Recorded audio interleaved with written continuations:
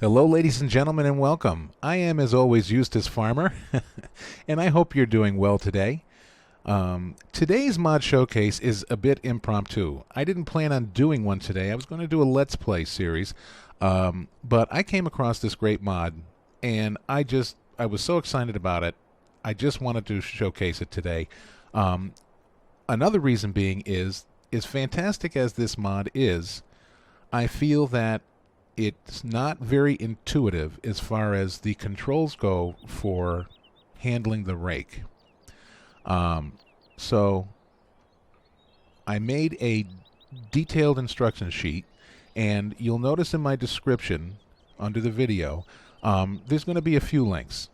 Some are going to be the obvious, the direct download link for the mod we're showcasing today, and to the Farming Simulator website and permissions and so forth and so on. But I'm also going to have two Google Doc links. One of them is going to be for the instruction sheet that I made, and it's very clear and concise, so you can download and print that out if you like until you get your sea legs with this. And the other one is a link to my Google Docs page that has all of my mods and a lot more. It has my recording and editing software. Everything I own is in there, and that's got all the links for that stuff. So do check that out as well. Okay, so this is the New Holland Big Baler 1290 with the Nadal, or Nadal, I'm not quite sure how to pronounce it, R90 Windrake attachment. It's all built together as one.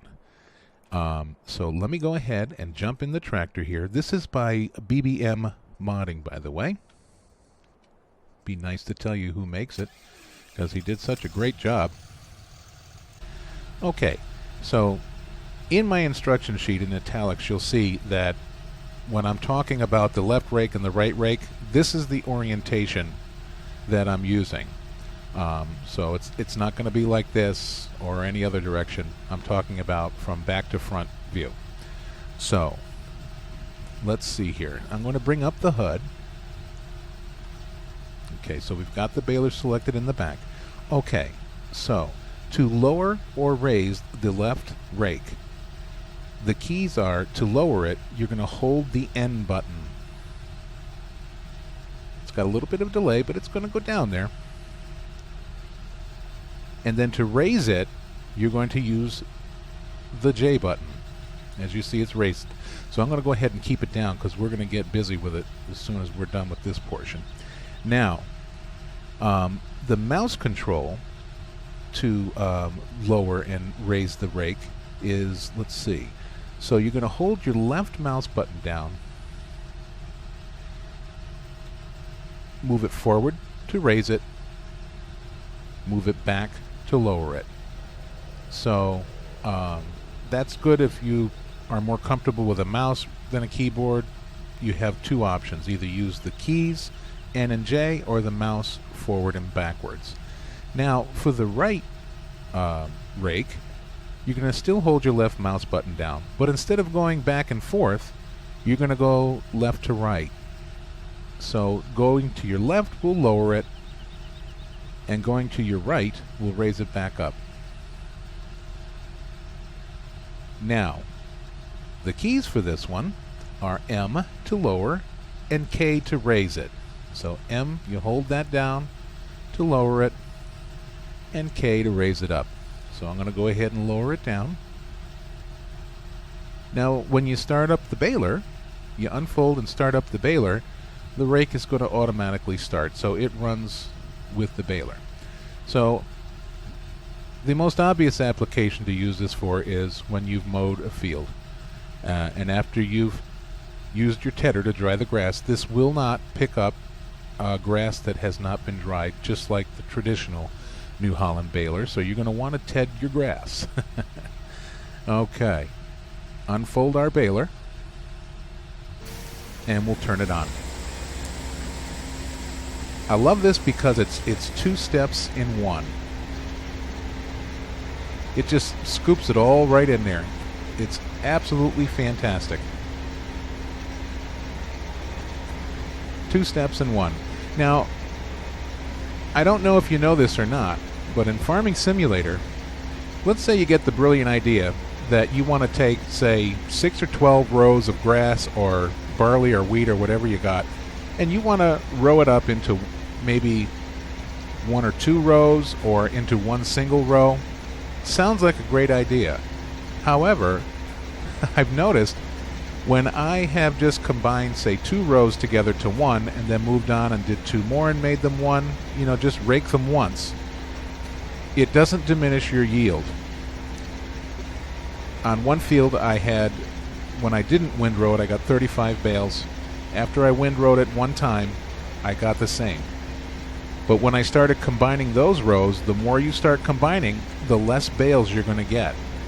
I guess it simulates, some of it going off into the wind or whatever, but by the time I windrowed it all into one row, I got 7 bales out of that field. So the computer sees it as one row. Okay. So I'm thinking you're getting the gist of what this is going to do here. Now, here's another function. Let's say that you've got some hilly terrain or some low spots in the ground, or maybe a tractor with a high hitch. You can lower and raise the hitch. So to lower and raise the hitch with the keys, you're going to hit your left shift button. You're going to hold that down, and you're going to press and hold N. And that's going to lower it.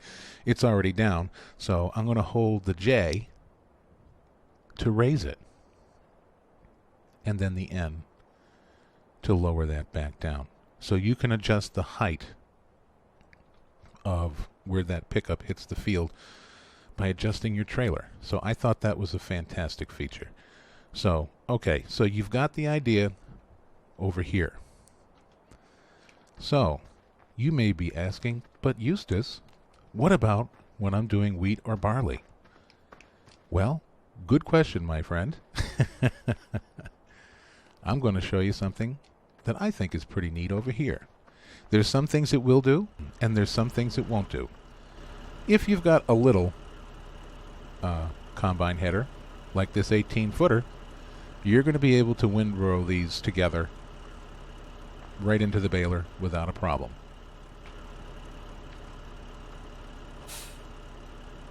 Now, as the headers get bigger, you will not be able to do that. So you have 2 choices. You can go up and down each one of those rows, like over here with the 41 and the 45-foot header, which you see. Or you can get your traditional windrower and row them together, and then come across with this. So you may ask, well, why would I do that?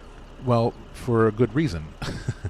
Because, especially for me, because I like to drive in cab, as I pretty much say in all my videos. You're probably getting tired of hearing it if you've watched them.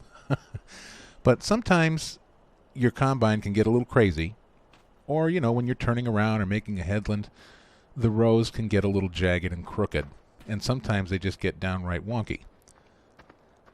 Well, with this, you don't have to stay in the dead center of the swath row to get it to go in there without missing bits, because you have a lot of wiggle room when these rakes are down. So if you're drifting a little to the left or a little to the right, or if your row is, you're going to get it anyway, such as over here with the 45-foot header. As you see, we start out kind of sort of straight, and you're adjusting a little bit so you start getting the little jagged edges. And then over here, I kind of simulated like if you were cutting a headland, or if you were just turning around and forgot to raise your header. So when you're coming down for this row, you're going to pick a lot of this up, and then you're going to turn around and come down here, and you're going to pick the rest of it up, and I'm going to show you.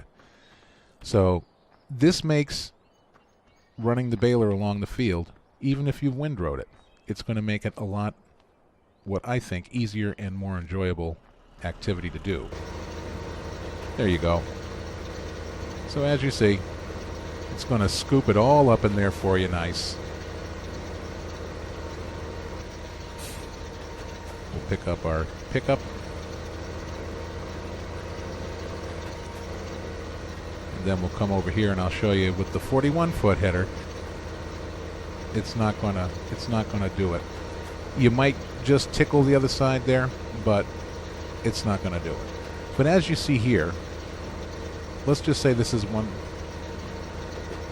row that's already been windrowed. Even if you're off center, you're still going to get that up there.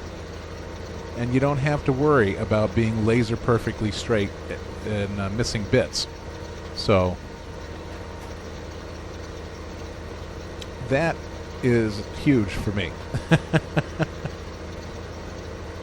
So I'll show you over here, because we have the crooked mile.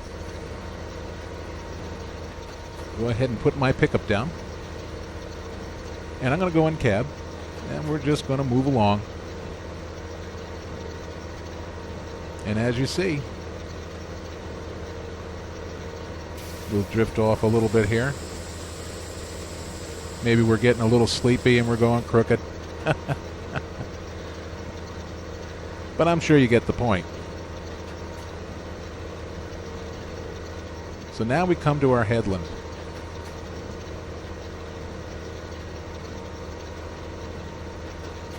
There you go. Let's see if we can make it in one turn. Look at that. We didn't even have to back up and reposition.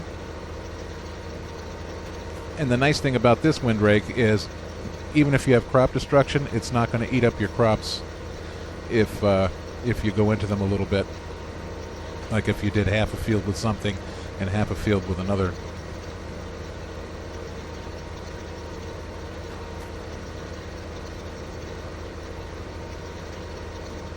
So there you have it. So I find this to be an awesome little combination. Please do download it and give it a try. I get nothing out of this. I'm not promoting this for anybody getting paid or anything like that, obviously. I just want to see you have some great equipment that's going to give you a lot more enjoyment out of the game. So I hope this has helped, and I hope you enjoyed the video. If you don't mind, please like and subscribe, if you will. And please join me again for future mod showcases and Let's Plays. So until then, I'm going to say goodbye, and take care, and be well. Bye-bye for now.